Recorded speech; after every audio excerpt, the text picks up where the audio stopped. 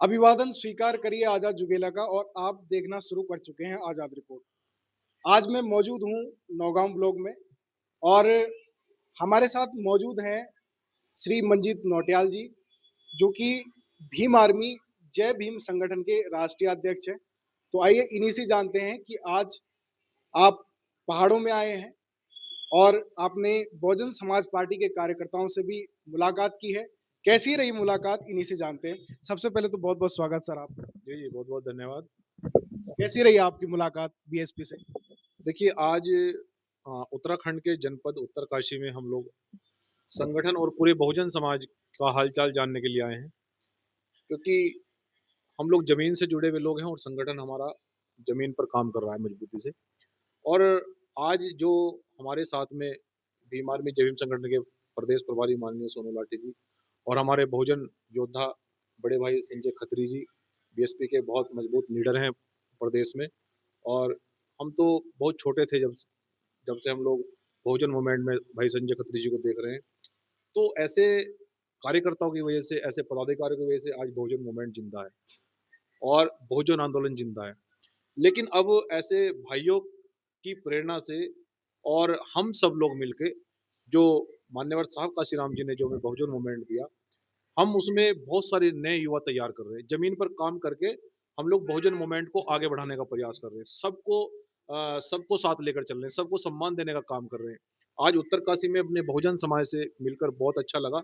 उनकी जो मूल समस्याएँ हैं, जो चाहे वो घर को लेकर हो, चाहे वो बिजली को लेकर हो, चाहे उनको रोज़गार को लेकर हो, चाहे वो उनकी बैकलॉग की नौकरियों को लेकर हो, तो जितने भी मुद्दे हमारे पहाड़ी क्षेत्र के लोगों के रहते हैं, उनकी समस्याएँ रहती हैं, उन सभी मुद्दों पर गंभीरता से चर्चा हुई और सब लोगों ने ये सहमति बनाई कि अब हम लोग पहाड़ों में बहुजन मूवमेंट को बड़ी मजबूती से आगे बढ़ाएँगे और बहुजन नायक मान्यवर साहब काशीराम जी का भी सपना पूरा करेंगे। इसलिए पहाड़ के क्षेत्र के लोगों से हमारा ये आग्रह है, ये अपील है कि हम चाहते हैं कि आपको जो आज तक अधिकार ही नहीं मिला, चाहे वो घर को लेकर हो, चाहे वो सदस्यता को लेकर हो, चाहे वो नौकरी को लेकर हो, चाहे वो बैकलॉग को लेकर हो, तो आपको सब अधिकार दिलाने के लिए हम लोग मजबूती से आप संविधान लेकर आपके साथ में खड़े हैं।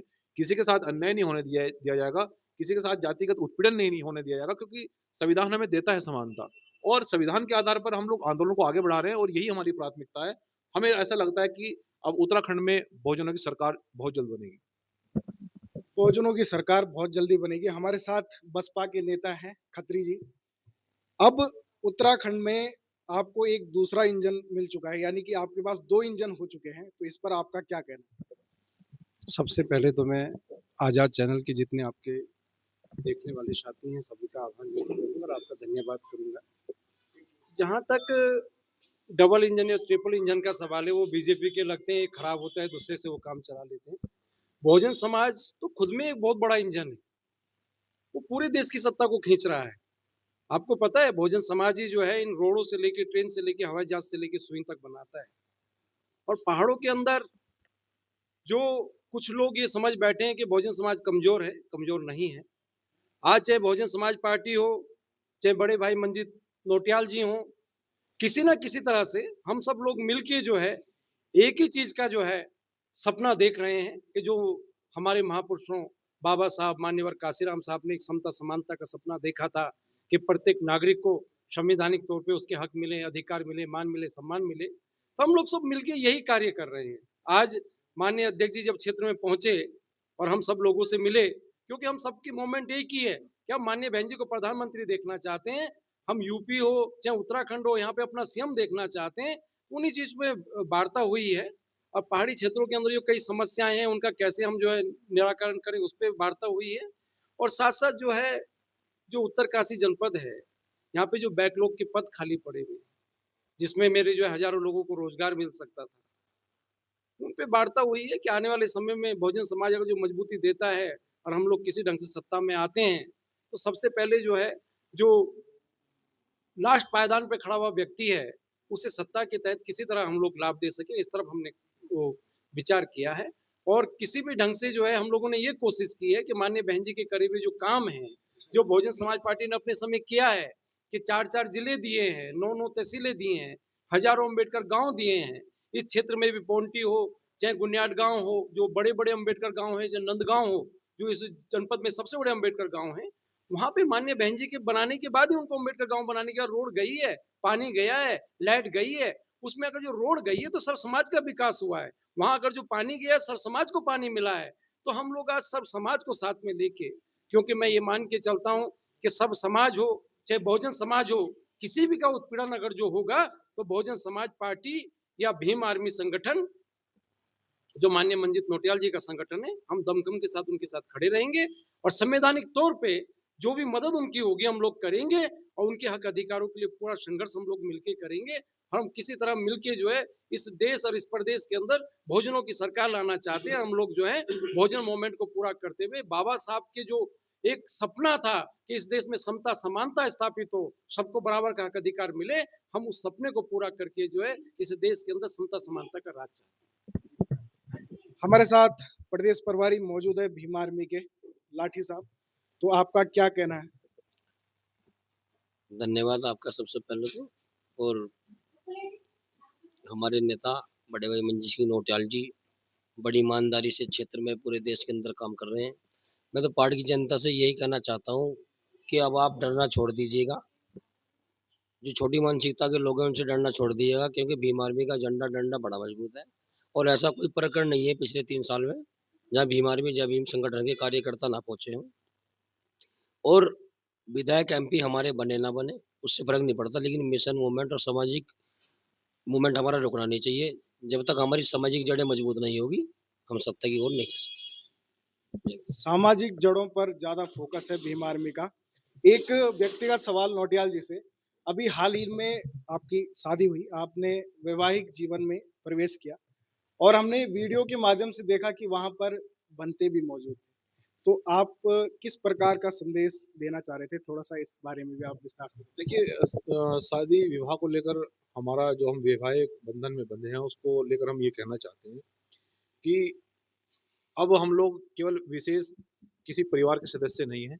पूरा बहुजन समाज ही हमारा परिवार है, पूरा देश ही हमारा परिवार है, जिसको हमने साक्षी मानकर बाबा साहब डॉक्टर भीमराव अम्बेडकर ने जो हमें बुद्ध का मार्ग दिखाया है, न्याय समानता का मार्ग दिखाया है, उस पद को उस मार्ग उनके मार्गदर्शन में हम सभी चीज़ें आगे बढ़ा रहे हैं। और हम एक बात और कहना चाहते हैं कि देखिए, ये संघर्ष है, क्योंकि शादी विवाह ये सब चीज़ें जो पारंपरिक जो रिश्ते होते हैं, जो सामाजिक दृष्टि से जो चीज़ें होती हैं, बंधनों में बंधना होता है, ये भी ज़रूरी है, परंतु हमारा प्राथमिकता और वो बहुजन समाज है। हमारा जो उद्देश्य है वो बहुजन समाज को शासक बनाना है, जिसके लिए हम लोग संकल्पित हैं। और हम लोगों ने जो समाज ने तय किया हमने उसको स्वीकार किया, लेकिन अब हम लोग बहुजन समाज के लिए निष्ठा से, पूरी ईमानदारी से हम सब चीज़ों को आगे बढ़ा रहे हैं। और हमारी देश के युवाओं से भी एक अपील है कि आप लोग भी बुद्ध के मार्ग को आगे बढ़ाइए, क्योंकि बहुजन संतों महापुरुषों ने जो हमें मार्ग दिखाया, क्योंकि हमने वर्षों से बाबा साहब डॉक्टर अम्बेडकर ने जब से संविधान हमारे देश को दिया है, उससे पहले हम लोगों ने सभी दौरों पर माथा टेका, सभी दौरों पर सर झुकाया। क्या हमें कभी सम्मान मिला? क्या हमें कोई नौकरी मिली? क्या हमें कभी समानता का अधिकार मिला? क्या हमें कभी न्याय मिला? लेकिन जब से इंडियन कॉन्स्टिट्यूशन बाबा साहब डॉक्टर अम्बेडकर ने लिखकर तैयार किया है, देश के अंतिम पायदान पर रहने वाले व्यक्ति को भी न्याय मिल रहा है। ये है संविधान की देन, ये है बहुजन संतों महापुरुषों की देन। तो इसलिए हम लोग तो ये चाहते हैं कि देश के प्रत्येक नागरिक को, चाहे वो किसी भी जाति का हो, किसी भी धर्म का हो, जो लोग व्यक्ति, बहुजन का मतलब किसी एक बात और बताना चाहते हैं कि बहुजन का मतलब कोई विशेष जाति नहीं है।